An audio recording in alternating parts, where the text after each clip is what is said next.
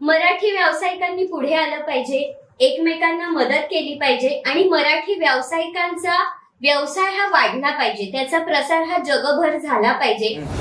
गल्लीमध्ये पापड लोणचं करणाऱ्या काकूंपासून ते दिल्लीपर्यंत काम करणाऱ्या लोकांपर्यंत सगळ्यांसाठी सॅटर्डे क्लब ही संस्था ओपन आहे।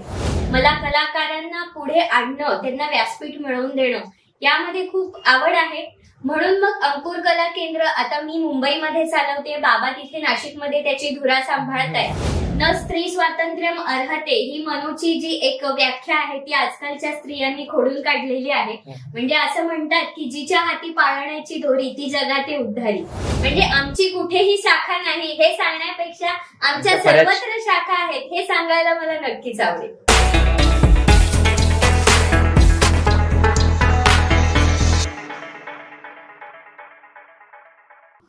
नमस्कार, एनपी क्रिएशनच्या नवीन पॉडकास्ट मध्ये मी निलेश परब तुमचं सर्वांचं मनापासून स्वागत करतो। आज आपण भेटणार आहोत अजिता मॅडम यांना। त्या अंकुर कला केंद्र या संस्थेच्या को फाउंडर आहेत।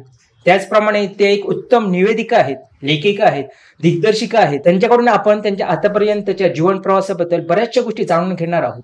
तर भेटूया अजिता मॅडम यांना। नमस्कार मॅडम। नमस्कार निलेश, तुमचं या शो मध्ये स्वागत आहे। थँक्यू। सर्वप्रथम एनपी क्रिएशन्सचे मनपूर्वक आभार की त्यांनी आज मला या त्यांच्या पॉडकास्ट सेशन मध्ये बोलवलं आणि माझ्या जर्नी विषयी तुमच्याशी बोलण्याची संधी दिली।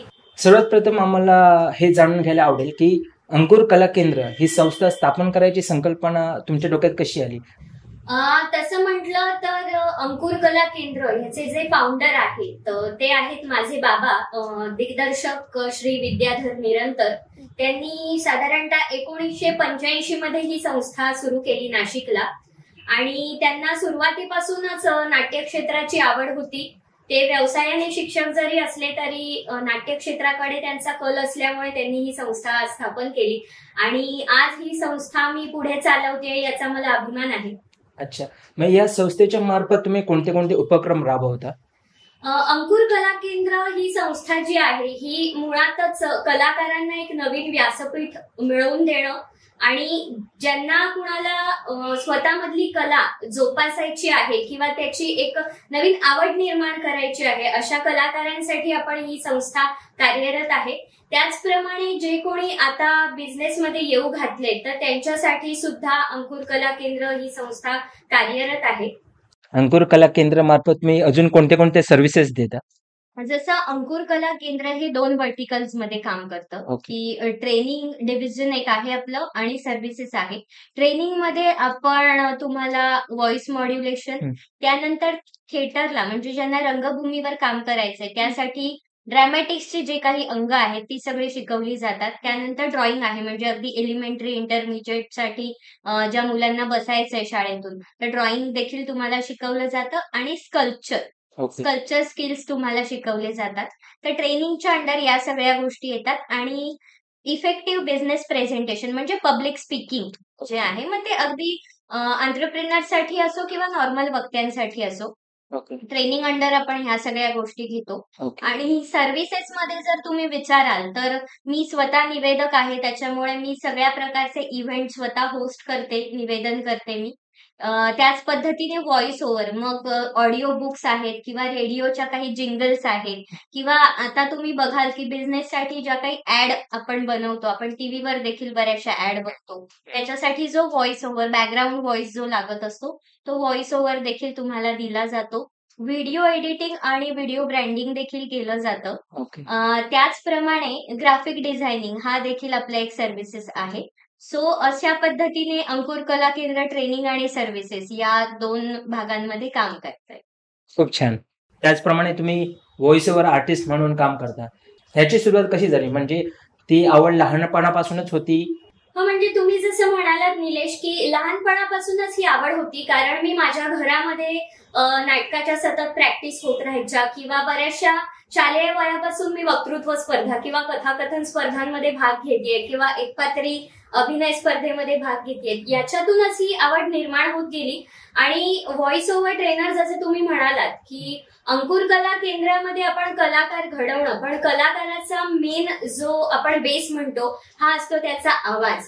कारण बऱ्याचदा असं होतं की तुम्ही व्यक्तिशः तिथे पोहोचू शकला नाही चित्रफिती मार्फत, पण निदान ध्वनिफिती मार्फत तरी तुम्ही लोकांपर्यंत पोहोचू शकता. कारण असं म्हणतात की मेरी आवाज ही मेरी पहचान है.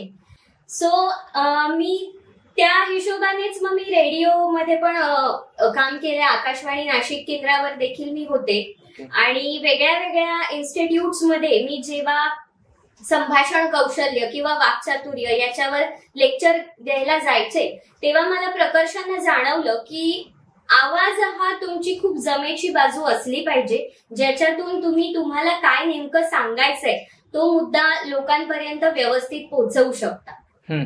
आणि त्याचप्रमाणे तुम्ही व्हॉइस ट्रेनर म्हणून काम करता, तर हे ट्रेनिंग किती गरजेचं आहे आणि त्याचा काय फायदा होतो? आता व्हॉइस ट्रेनर म्हणून मी जेव्हा काम करते तेव्हा त्यामध्ये आपण दोन व्यक्तींसाठी, म्हणजे कसं आहे की ज्यांना कुणाला इंडस्ट्रीमध्ये पुढे जायचं आहे, काम करायचंय, तर त्यांच्यासाठी देखील आपण ट्रेनिंग देतो. आणि जे कोणी मी मगाशी म्हणाले की बिझनेस एंटरप्रेन्योर्स आहेत, ज्यांना 4 लोकांसमोर आपल्या बिझनेस व्यवसायाचं प्रेझेंटेशन करायचं असतं, किंवा आज जे कोणी वक्ते तयार व्हायचे आहेत, तर त्यांनी नेमकं कशा पद्धतीने बोललं पाहिजे, प्रभावी कसं बोललं पाहिजे, यासाठी आपण ट्रेनिंग घेतो. साधारणतः हे जे व्हॉइस ओव्हरचं ट्रेनिंग आहे किंवा व्हॉइस मॉड्युलेशनचं ट्रेनिंग आहे, याचे पण भाग आहेत. म्हणजे प्रत्येक व्यक्तीच्या आवाजाची जातकुळी ही वेगळी वेगळी असते. त्यानुसार मग आपण व्हॉइस मॉड्युलेशनचं ट्रेनिंग देतो. त्यामध्ये तुमचे काही व्होकल एक्सरसाइज करून घेतले जातात, तुम्हाला ते रोजच्या रोज करायला सांगितले जातात. त्यानंतर तुमचा आवाज हा सुरुवातीला कसा होता आणि व्हॉइस मॉड्युलेशनचं ट्रेनिंग झाल्यानंतर त्यात किती फरक पडलाय हे पण आपण तपासतो, जेणेकरून तुम्हाला तुमचं व्यक्तिमत्व हे प्रभावीपणे तुम्ही 4 लोकांसमोर मांडू शकता आणि उत्तम वक्ता होऊ शकता. आणि हे ट्रेनिंग तुम्ही ऑनलाईन ऑफलाईन कसं देता आणि कधी असतं, याचं ड्युरेशन किती असतो, याबद्दल थोडं सांगा, म्हणजे ज्यांना हे ट्रेनिंग घ्यायचं असेल ते तुम्हाला कॉन्टॅक्ट करतील. नक्कीच नक्कीच. ऑनलाईन आणि ऑफलाईन असे दोन्ही पद्धतीने हे ट्रेनिंग आपण देत असतो. आता साधारणतः 15 दिवसाचा शॉर्ट पिरियड हा पण एक ट्रेनिंगचा आहे. 1 महिन्याचं देखील ट्रेनिंग असतं आणि 3 महिन्याचा देखील कोर्स आहे, ज्याच्यामध्ये डिटेलमध्ये तुम्हाला ट्रेनिंग दिलं जातं. ओके. त्याचप्रमाणे तुम्ही निवेदिका म्हणून काम करता, तर एक अँकर म्हणून कोणत्या गोष्टी महत्वाच्या आहेत? त्याचप्रमाणे जर कोणाला अँकर व्हायचं असेल भविष्यात, तर त्याने काय केलं पाहिजे? सुरुवातीला मी एक मुद्दा क्लिअर करेन निलेश, की निवेदन किंवा अँकर, आता अँकर हा एक कॉमन शब्द झालेला आहे, पण मुळात ज्यांना कुणाला अँकर व्हायचंय त्यांनी निवेदन आणि सूत्रसंचालन याच्यातला फरक आधी जाणून घ्यायला हवा.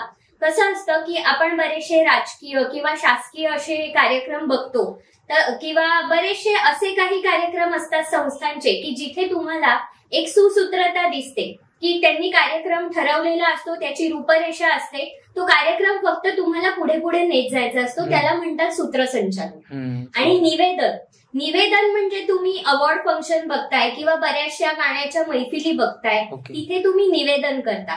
कारण कसं असतं, समोर बसलेल्या प्रेक्षकांना तुम्हाला खिळवून ठेवायचंय, तुम्हाला त्या कार्यक्रमाबद्दल एक उत्सुकता निर्माण करायची, किंवा तिथे घडणारा जो काही परफॉर्मन्स आहे, एखादं गाणं आहे किंवा डान्स आहे, तो समोरच्या व्यक्तीला कसा आवडेल यासाठी तुम्ही त्या पूर्ण कार्यक्रमाचा अभ्यास करणं गरजेचं आहे.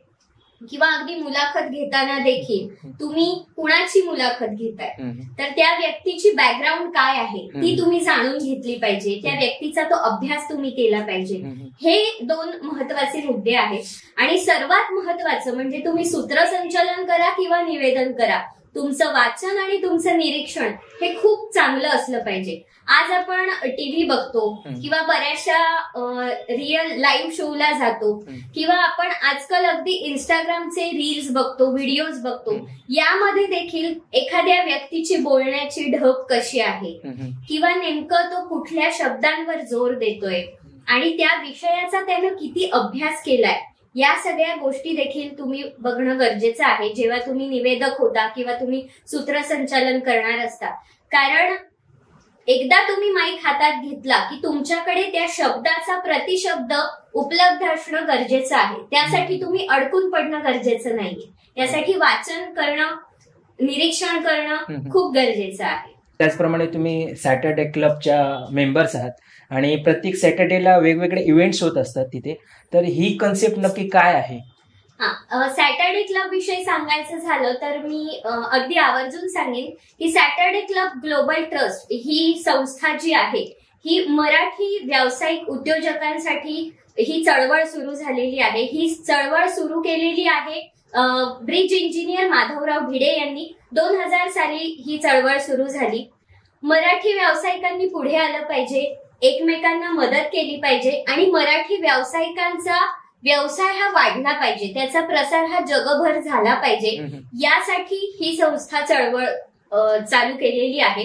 आणि या आजच्या एनपी क्रिएशन्सच्या प्लॅटफॉर्मवरून तर मी प्रत्येक मराठी उद्योजकाला हे आवाहन करेन की तुम्ही नक्कीच या चळवळीमध्ये सहभागी व्हा. आज मी मध्य मुंबईची वुमन विंगची कोऑर्डिनेटर आहे, तेव्हा बऱ्याचशा महिला उद्योजकांसोबत माझा संवाद होत असतो. बरेचसे जे काही उद्योजक आहेत त्यांच्याकडून आपल्याला मार्गदर्शन मिळत असतं की तुमचा व्यवसाय हा अगदी बेसिक लेवल पासून तुम्हाला हा इंटरनॅशनल ग्लोबल लेवल पर्यंत नेण्यासाठी तुम्ही काय केलं पाहिजे किंवा तुमच्या व्यवसायासाठी भांडवल तुम्ही कशा पद्धतीने उपलब्ध करायचं आहे, नवीन नवीन टेक्नॉलॉजीचा तुम्ही कसा वापर केला पाहिजे. आता सॅटर्डे क्लबच्या विषयी सांगायचं झालं तर यामध्ये अक्षरशः रथी महारथींचा तुम्हाला खूप सहभाग मिळतो. म्हणजे अगदी हावरे बिल्डर्स आहे, पितांबरीचे प्रभुदेसाई सर आहेत, असे बरेचसे नामवंत व्यक्ती सॅटर्डे क्लब ग्लोबल ट्रस्टच्या या पूर्ण चळवळीमध्ये सहभागी आहे. तर मी नक्कीच सगळ्या प्रेक्षकांना विनंती करीन किंवा आवाहनच करीन की तुम्ही या चळवळीमध्ये सहभागी व्हा. ह्याचं मेंबर व्हायचं असेल सॅटर्डे क्लबचं, त्याच्यासाठी काय म्हणजे प्रोसिजर काय आहे? कसं आहे की सॅटर्डे क्लब ग्लोबल ट्रस्टने तुम्हाला खूप सोपं करून दिलंय की जर तुम्हाला मेंबर व्हायचं आहे, कारण प्रत्येक एरियामध्ये आता जवळजवळ सॅटर्डे क्लबचे 3500हून जास्त मेंबर आहेत. आणि तुम्ही ज्या एरियामध्ये राहताय, आता आपण इथे डोंबिवलीमध्ये आहोत, डोंबिवलीमध्ये देखील एक चॅप्टर म्हणतो आपण त्याला, म्हणजे ग्रुप आहे तो, की इथे डोंबिवलीमध्ये देखील चॅप्टर आहे, कल्याणमध्ये आहे, असे पूर्ण तुमचे भारतभर चॅप्टर आहेत. आता सॅटर्डे क्लब ग्लोबली देखील ओपन झालेला आहे. लवकरच आता दुबई आणि मलेशियामध्ये देखील सॅटर्डे क्लबचा नवीन चॅप्टर ओपन होतोय. तर तुम्हाला सोयीस्कर असलेल्या ठिकाणी तिथल्या मराठी व्यावसायिकांचा एक समूह बनवून तुम्ही तो चॅप्टर मध्ये एंट्री करू शकता आहात. त्याची काही वार्षिक अशी मेंबरशिप फी आहे, ती तुम्हाला डिटेलमध्ये सांगितली जाते. या पूर्ण वार्षिक सभासद नोंदणीमध्ये तुम्हाला बऱ्याचशा मीटिंग किंवा त्यांचे जे फ्लॅगशिप इव्हेंट असतात ज्याच्यातून व्यवसाय वाढीसाठी आणि तुम्हाला मेंबर म्हणून जी काही ग्रोथ हवी आहे त्या सगळ्याविषयी मार्गदर्शन केलं जातं. प्रत्येक वेगळ्या वेगळ्या शहरांमध्ये त्यांचे व्यवसाय मेळावे घेतले जातात. ओके. आणि मेंबर होण्यासाठी काही क्रायटेरिया आहे का स्पेसिफिक, म्हणजे तुमचा बिझनेस असला पाहिजे किंवा कसं आहे ते? क्रायटेरिया असं नाहीये, पण फक्त तुम्ही उद्योजक असले पाहिजे, मराठी व्यावसायिक असले पाहिजे. महत्वाचं म्हणजे तुम्ही मराठी असाल तर अगदीच उत्तम. आणि अगदी आपण म्हणतो तसं की आपल्या गल्लीमध्ये पापड लोणचं करणाऱ्या काकूंपासून ते दिल्लीपर्यंत काम करणाऱ्या लोकांपर्यंत सगळ्यांसाठी सॅटर्डे क्लब ही संस्था ओपन आहे. खूप छान कन्सेप्ट आहे. कारण कसे व्यवसाय करत असताना बरीचशी माहिती नसते आपल्याला, त्यामुळे बऱ्याच ठिकाणी आपण अडकतो, स्टक होतो. त्यावेळी असं जर ग्रुप असेल, आपल्याला सांगणारे किंवा गाईड करणारे लोक असतील तर ते सोपं होतं. तुम्ही ह्या एवढ्या साऱ्या गोष्टी करताय, तर त्या तुम्ही कशा मॅनेज करता? आता खरं सांगायचं झालं निलेश, तर माझं शिक्षण जे आहे हे पूर्ण आयटी बॅकग्राऊंडचं आहे. मी ग्रॅज्युएशन हे कम्प्युटर सायन्स मध्ये केलं, त्यानंतर आयटी इंजिनिअरिंग केलेलं आहे मी. आणि सिस्को, मायक्रोसॉफ्ट आणि रेड हॅट याचे मी ग्लोबली सर्टिफाईड देखील आहे. सो मी 11 वर्ष आयटी क्षेत्रामध्ये ऍज अ ट्रेनर, डेव्हलपर आणि HR मॅनेजर म्हणून काम केलं. तिथे काम करत असताना माझे स्वतःचे बरेचसे स्किल्स देखील डेव्हलप झाले, जे आज मी जेव्हा 4 लोकांसमोर बोलते निवेदक म्हणून किंवा मी जेव्हा ट्रेनिंग देते तेव्हा या सगळ्या स्किल्सचा मला खूप उपयोग होतो. आणि अंकुर कला केंद्राची घौडदौड तर चालू होतीच, पण मग आता बाबांना कुणीतरी हातभार असला पाहिजे. आणि माझं लहानपणापासून स्वप्न होतं की आपण नाट्य क्षेत्रामध्ये किंवा मीडिया या क्षेत्रामध्ये काहीतरी केलं पाहिजे. आणि मी लहानपणापासून खूप कलाकार घडताना पाहिले. मला कलाकारांना पुढे आणणं, त्यांना व्यासपीठ मिळवून देणं यामध्ये खूप आवड आहे. म्हणून मग अंकुर कला केंद्र आता मी मुंबईमध्ये चालवते, बाबा तिथे नाशिकमध्ये त्याची धुरा सांभाळतायत. सो अशा पद्धतीने हा प्रवास सुरू आहे. आणि या सगळ्यामध्ये खरं सांगायचं झालं तर माझ्या घरच्यांची म्हणजे आई वडील तर आहेतच, ते सुरुवातीपासून तुमच्या जडणघडणीमध्ये असतातच, पण लग्नानंतर माझे यजमान आणि माझे सासू सासरे यांचा देखील मला खूप मोठा पाठिंबा मिळालेला आहे. म्हणून आज मी या लेवलपर्यंत पोहोचू शकलीये. बरोबर, कारण घरच्यांचा सपोर्ट देखील खूप महत्वाचा आहे, स्पेशली लग्नानंतर. कारण लग्नाच्या आधी खूप साऱ्या मुली आहेत ज्या त्यांचं करिअर व्यवस्थित सांभाळत असतात, पण लग्नानंतर कुठेतरी त्याला ब्रेक येतो. तर तुम्ही त्यांना काय आव्हान कराल, स्पेशली महिलांना? मी नक्कीच म्हणजे तुम्ही जसं म्हणालात की महिलांना असं आवाहन नाही करणार, कारण आता मी बघतेय की सगळीकडे महिला ह्या तोडीस तोड आहेत. न स्त्री स्वातंत्र्यम अर्हते ही मनूची जी एक व्याख्या आहे ती आजकालच्या स्त्रियांनी खोडून काढलेली आहे. म्हणजे असं म्हणतात की जिच्या हाती पाळण्याची दोरी ती जगाते उद्धारी. बरोबर. तर घर संसार सांभाळता सांभाळता स्वत्व जे आहे हे तुम्ही खूप सांभाळलं पाहिजे. मग ते तुमच्या करिअरच्या बाबतीत असो, तुमचे छंद असो, तुमची आवड असो, तुम्ही स्वतःसाठी थोडासा वेळ काढणं खूप गरजेचं आहे. कसं होतंय की घर मुलदा या सगळ्यामध्ये आपण वेळ देतो, आपण आपल्या जबाबदाऱ्या पार पाडतो, पण जर तुमचे घरचे म्हणजे मी जसं म्हणाले की माझे यजमान किंवा सासू सासरे, तुमचे घरचे लोक जर खूप सपोर्टिव्ह असतील तर तुम्ही तुमच्या छंदाला, तुमच्या आवडींना नक्कीच वेळ दिला पाहिजे, जेणेकरून लोकांना दाखवण्यासाठी नाही पण निदान सेल्फ कॉन्फिडन्स तुमचा वाढतो. तुम्ही 4 गोष्टी नव्यानं शिकता आणि तुम्हाला समाजामध्ये नेमकं काय चाललंय किंवा आपण कुठे आहोत, आणि जेव्हा आपण समाजात वावरत असतो तेव्हा आपण समाजाचंही काहीतरी देणं लागतो, या दृष्टीने आपण विचार करायला लागतो. तुम्ही विचारांनी परिपक्व होता असं मी म्हणेन. बरोबर, खूप महत्वाचं आहे हे. मला विचारायचं आहे तुम्हाला की तुमच्या लाईफ मधला टर्निंग पॉइंट काय होता? टर्निंग पॉइंट असा खास असा काही नाहीये, पण आपण जे म्हणतो की एखादी घटना आयुष्यात अशी घडते की ज्याने आपल्याला खूप मोटिवेशन मिळतं. तर जेव्हा महाराष्ट्र राज्य शासनाचा युवा गौरव पुरस्कार मला जाहीर झाला 2013 मध्ये, आणि अचानक मला महाराष्ट्र टाइम्स मधून फोन आला होता मुलाखतीसाठी. म्हणजे तोपर्यंत मी विचारही केला नव्हता की आपण ज्या काही गोष्टी करतोय, किंवा मी अगदी लहानपणापासून वक्तृत्व स्पर्धा, कथाकथन करतेय जसं मी तुम्हाला म्हणाले, आणि हे सगळं करत असताना मी माझं करिअर देखील जोपासलं, पण मी वेगळं काहीतरी करते असं मला कधीच वाटलं नाही. पण जेव्हा लोकांनी ती मुलाखत वाचली, बघितली, तेव्हा त्यानंतर मला ज्या संधी उपलब्ध झाल्या, किंवा आपण म्हणतो की जगाची बरीचशी दारं आपल्यासाठी ओपन होतात, तो खरं तर टर्निंग पॉइंट समजेन मी. आणि या सगळ्या जर्नीमध्ये सतत मला जे काही सपोर्ट लाभलाय तो म्हणजे माझे बाबा.